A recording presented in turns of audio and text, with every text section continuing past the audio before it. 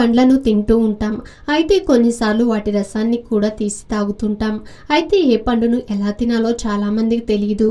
బత్తాయి, నారింజ, కమల, అనాస మొదలైన వాటిని రసంగా తీసుకోవాలి. ఆ రసంలో పంచదార, బెల్లం వేయకుండా 2 లేదా 3 స్పూన్ల తేనె వేసుకోండి. రసాలలో ఎప్పుడూ ఐస్ వాడకూడదు. నారింజ రసం రోజు తాగడం చాలా మంచిది.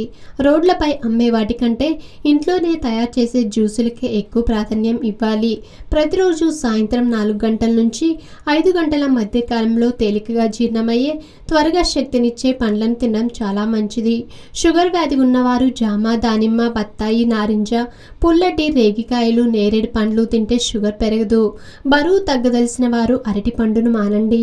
మామిడి, సపోటా, సీతాఫలం, పనసతొనలు వాటిని ఎక్కువగా తినదలిచినప్పుడు సాయంకాలం 5 గంటల నుంచి 6 గంటల మధ్యలో సరిపడా తిని ఆ తర్వాత భోజనం మానేయండి.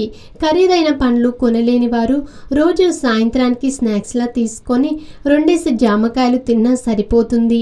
అయితే అందులో ఉప్పు, కారం మాత్రం ఉండకూడదని ఆరోగ్య నిపుణులు చెప్తున్నారు. ఆధునిక జీవితం, అనారోగ్య సమస్యలు ప్రతి ఒక్కరికి ఏదో ఒక తెలియని సమస్య. చిన్న చిన్న చిట్కాలతో మంచి ఆరోగ్యాన్ని మీ సొంతం చేసుకుందాం అనుకుంటున్నారా? ఇంకెందుకు ఆలస్యం, వెంటనే మా యోయో హెల్త్ ఛానల్ ని సబ్స్క్రైబ్ చేసుకోండి.